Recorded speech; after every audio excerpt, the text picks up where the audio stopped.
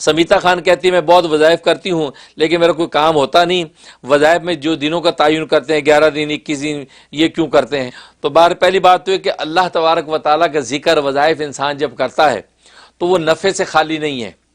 اگر آپ کو ظاہری نفع جو ہوتا ہوا جو ہونا ہے وہ آپ کو نہیں مل رہا، لیکن اللہ تبارک و تعالیٰ کسی اور شکل میں ضرور آپ کو نفع دے رہے ہیں، کیونکہ نبی پاک صلی اللہ علیہ وسلم کی حدیث ہے کہ جب بندہ جو ہے اللہ سے دعا کرتا ہے تو کبھی تو اللہ وہی دے دیتے جو مانگا تھا، کبھی اللہ تبارک و تعالیٰ اس سے بہتر عطا کر دیتے ہیں، اور کبھی اللہ تبارک و تعالیٰ دعا کی وجہ سے بہت سی بلائیں آفتیں ٹال دیتے ہیں، اور کبھی اللہ اس کو ذخیرہ رکھ لیتے آخرت کے لیے، آخرت میں اللہ تبارک و تعالیٰ دنیا کی ناقبول ہونے والی دعاؤں کا اجر عطا کریں گے، اور دوسری روایت میں فرمایا کہ وہاں اتنا اجر عطا کریں گے اس کا کہ وہاں بندہ یہ تمنا کرے گا کاش دنیا میں میری ایک بھی دعا قبول نہ ہوئی ہوتی، بلکہ اس کا سب کا اجر آج ہی مجھے ملتا ہے جتنا آج یہاں مل رہا ہے، یہ تمنا کرے گا۔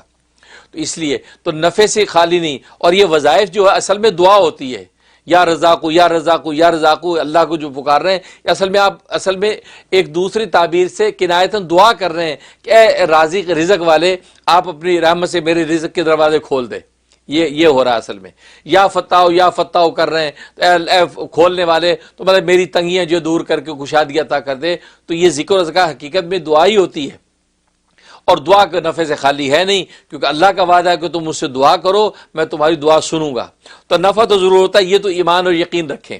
اب رہا کہ جو مانگا وہ نہیں مل رہا، اس میں ضرور اللہ تبارک و تعالیٰ کو مسر و حکمت ہوتی ہے، اس مسر حکمت کے تحت جیسے چھوٹا بچہ جو ابھی دودھ کے قابل ہے، ابھی جو وہ روٹی کے قابل نہیں، اگر اس کے ہاتھ روٹی لگ جائے منہ میں ڈالے تو ماں اسے روٹی چھین لیتی ہے اور وہ روتا ہے چیختا ہے، حالانکہ ماں سمجھتی کہ روٹی ابھی اس کو نافع نہیں، اس کا پیٹ ابھی متحمل نہیں ہے، لہذا اس کو دودھ پلاتی ہے، لیکن بچہ یہ سمجھتا ہے دیکھو ماں نے کیسے ظلم کیا، میری پسند کی چیز میرے ہاتھ سے چھین لی ہے۔ یہی ہوتا ہے کہ بندہ یہ سمجھتا ہے کہ میری من مرضی کی چیز ملی نہیں ہے، لیکن حقیقت میں اللہ جانتا ہے کہ ابھی تمہارا ٹائم نہیں، ابھی تھوڑے سے اور استعداد بڑھ جائے تب اللہ تعالیٰ دیں گے تو اس کا تمہیں پورا نفع ملے گا۔ اب رہا یہ سوال کہ دنوں کا تعین 11 دن 21 دن 40 دن یہ کیسے؟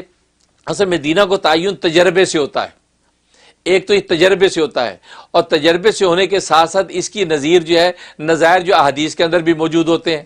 تو اس لیے نبی پاک صلی اللہ علیہ وسلم نے جیسے فرمایا کہ 40 دن تکبیر اولا کے ساتھ نماز پڑھنے کا جو اہتمام کرے 40 دن، تو نتیجہ کیا ہوگا؟ تو فرمایا کہ وہ جہنم سے بری ہے، اس کے جنت کا پروانہ جاری ہو گیا۔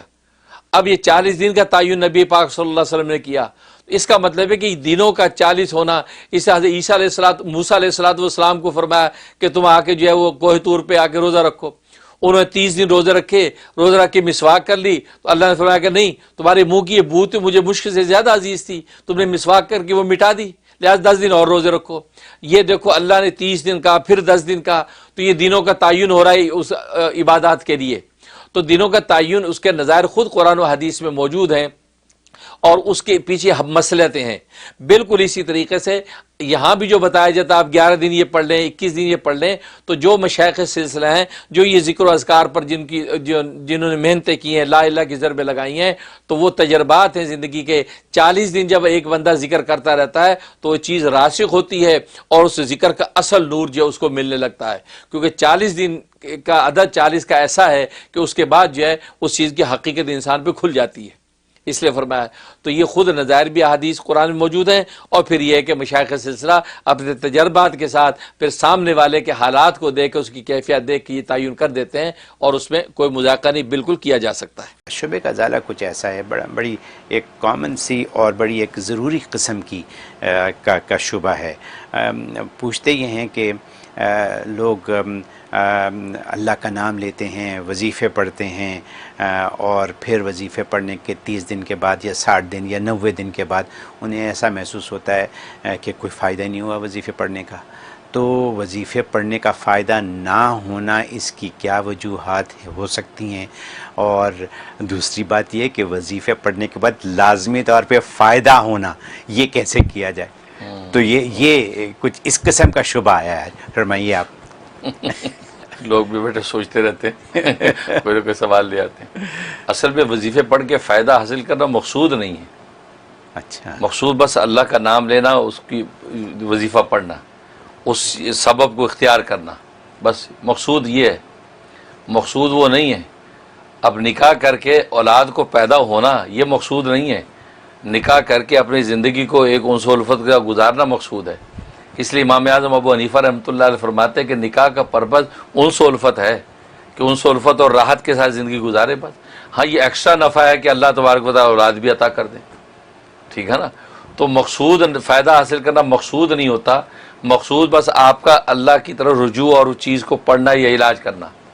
جیسے حضرت حکیم الامت مولانا اشرف علی تھانوی رحمہ اللہ تعالیٰ فرماتے ہیں کہ انسان علاج کرنے کا پابند ہے، صحت حاصل کرنے کا پابند نہیں ہے، جی شفا حاصل کرنے کا پابند نہیں ہے۔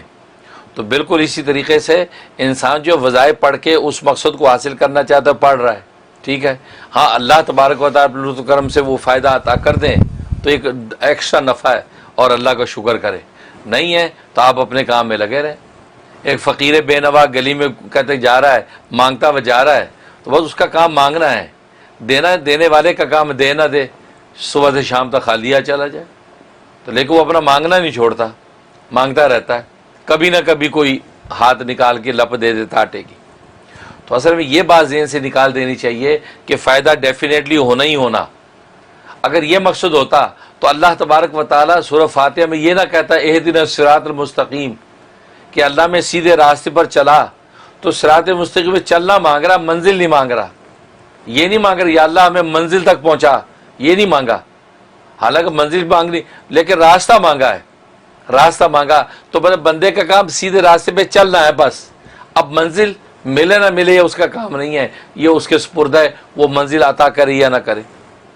اور ظاہر ہے اللہ کی عادت یہی ہے، سنت یہ ہے کہ جب انسان صراط مستقیم پہ چل پڑتا ہے تو اللہ پھر اس کو منزل دے ہی دیتا ہے، کیوں کہتا ہے آگے میں موجود ہوں۔ اسی طریقے سے بندہ جب علاج معالجہ کرتا ہے یا ذکر و اذکار کر کے ایک مقصد کو حاصل کرنے کے لیے شروع ہو جاتا ہے تو اللہ کی عادت یہ ہے کہ وہ دے ہی دیتا ہے، لیکن اس کو یہ سمجھے کہ جی ہم نے 41 ڈیز پڑھ لیا کچھ بھی نہیں ہوا، فائدہ ہی نہیں ہوا، یہ تو اللہ کے کلام اور اللہ کے ذکر کی آپ توہین کر رہے ہیں۔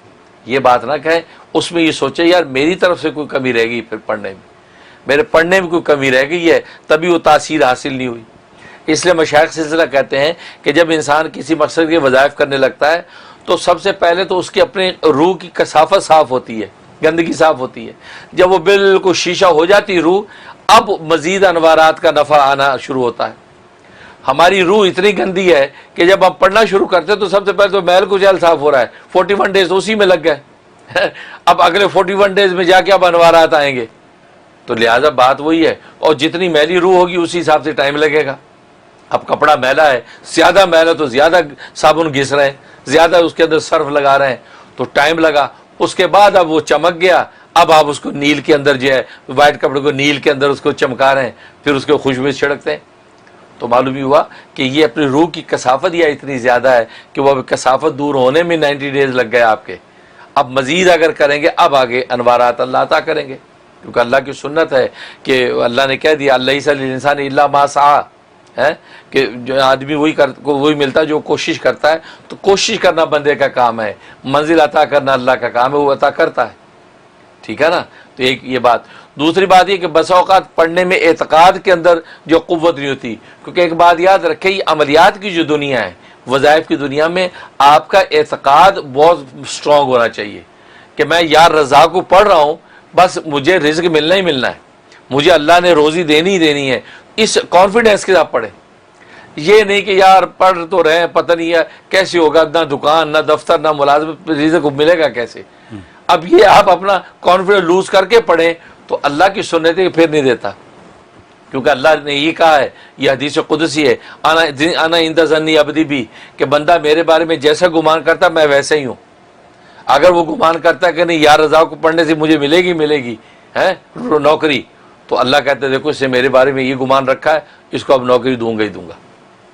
لیکن ہوتا عام طور پہ یہ ہم لوگوں میں اعتقاد کی کمزوری ہوتی ہے، اور کچھ فتنے ایسے آج کل جب وہ سوشل میڈیا کی وجہ سے بھی کہ لوگ ان چیزوں کی نا بے حیثیتی بہت ظاہر کرتے ہیں، اجی پڑھنے والے سے کچھ نہیں ہوتا، کرنے سے ہوتا ہے، چھوڑیے دکان کھولیں گے تو پروفٹ ہوگا، اب یہ کیا بیٹھا یا رضا کو رزق مل جائے گا، یہ کیسے ہوگا؟ وہ پڑھنے والا کہتے یار پتہ نہیں ٹھیک ہی کہہ رہا ہوگا، وہ اپنا آپ نے اعتقاد کمزور کر دیا۔ تو دوسری بات ہے آپ پورے کانفیڈنس سے اعتماد کے ساتھ پڑھیں۔ اور تیسری بات ہے صبر، اللہ کے معاملے میں صبر بہت ضروری ہے۔ صبر و تحمل سے آپ لگے رہیں بس اپنے کام میں، اور نتیجہ اللہ کے سپرد کر دیں. یہی بندگی ہے کہ اللہ عمل میں کرنا میرا کام، اس کا نتیجہ ظاہر کرنا تیرا کام ہے. اب صبر سے لگا رہا، اب اللہ تبارک و تعالیٰ اس کو عطا کرتے ہیں. اور تیسری بات یہ کہ حدیث میں آتا ہے کہ دنیا میں جس کی دعا قبول نہیں ہوئی تو اللہ تبارک و تعالیٰ آخرت میں اس کا ایسا بدل عطا فرمائیں گے کہ وہ وہاں وہ بدل دیکھ کے کہے گا یا اللہ کاش دنیا میں میری ایک بھی دعا قبول نہ ہوتی، سارا مجھے یہاں ملتا. تو لہٰذا وہ اللہ کی یہی سنت ہے، حدیث میں آتا ہے کہ جو مانگا یا تو وہی دے دیتا ہے بے عینی، یا اس سے بہتر دے دیتا ہے، یا اس کے بدلے میں کسی بلا کو ٹال دیتا ہے، یا اس کو آخرت کے لیے ذخیرہ رکھ لیتا ہے.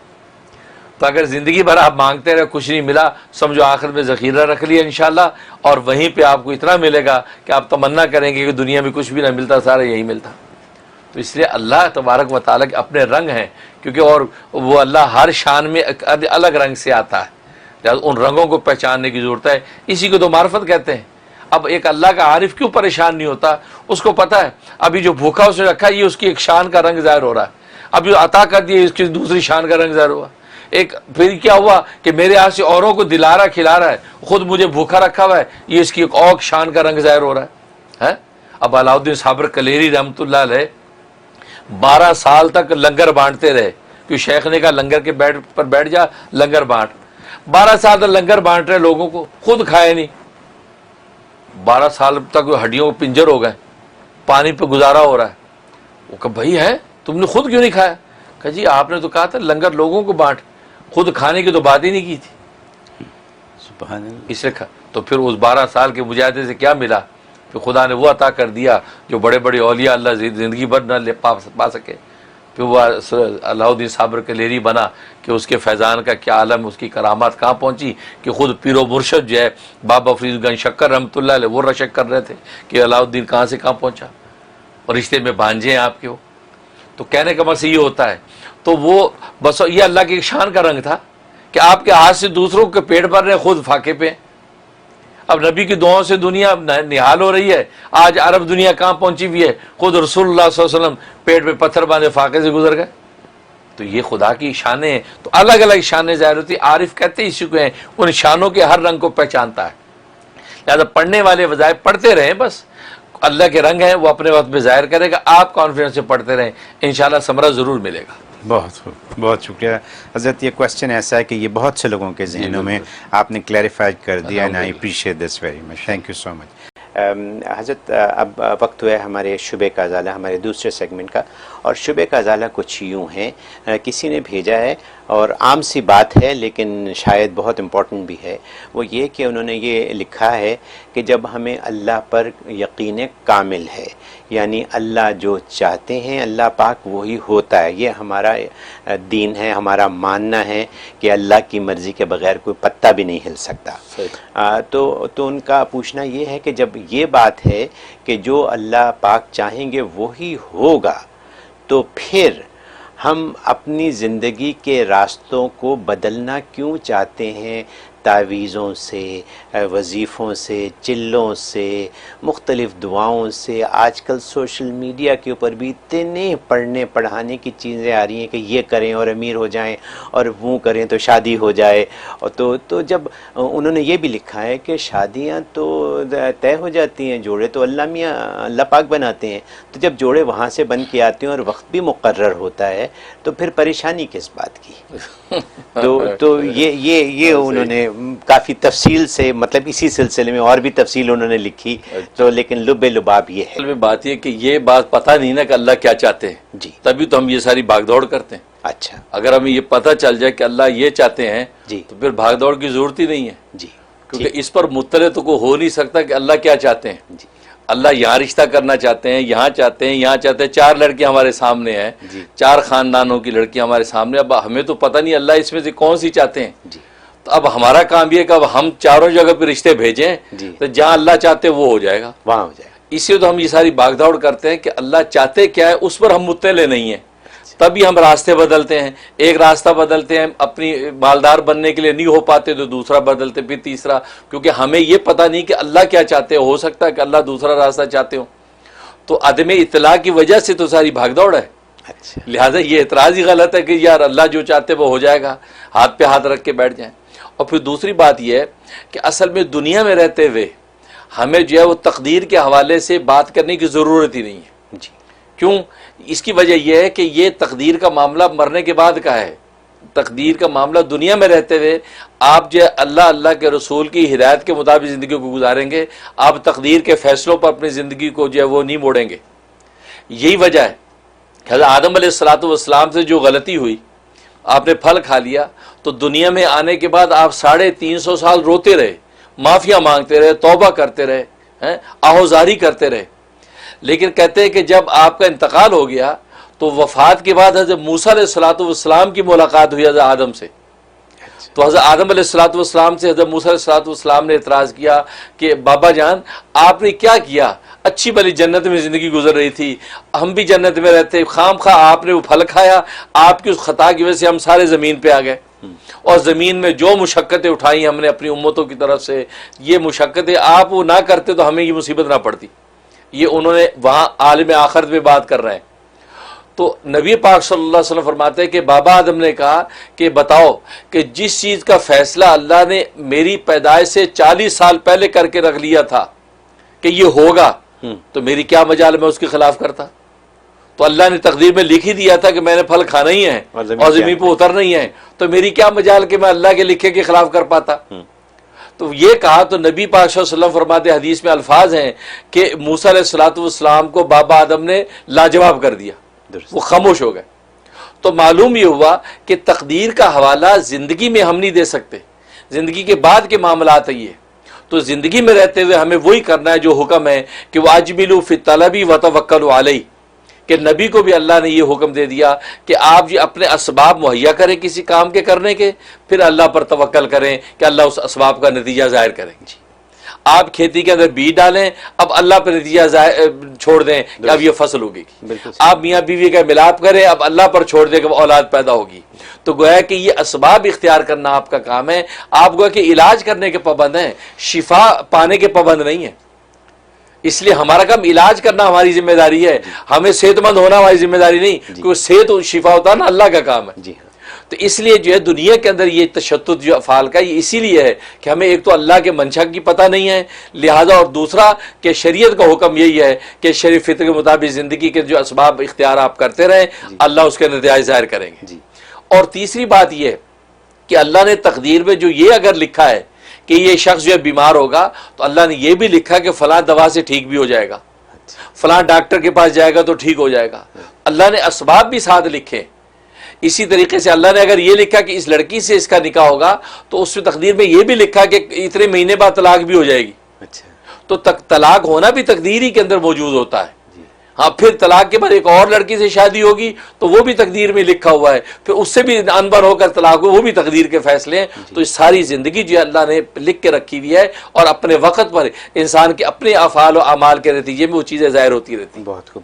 ایسے ہی ہے کہ جیسا ہم مانتے ہیں کہ رازق اللہ پاک ہے، جی بالکل، لیکن اس کا یہ مطلب نہیں ہے کہ ہم گھر سے کام پہ ہی نہ جائیں۔ بالکل یہی ہے نا، ہاں، اسباب اختیار کرنا ہمارا کام۔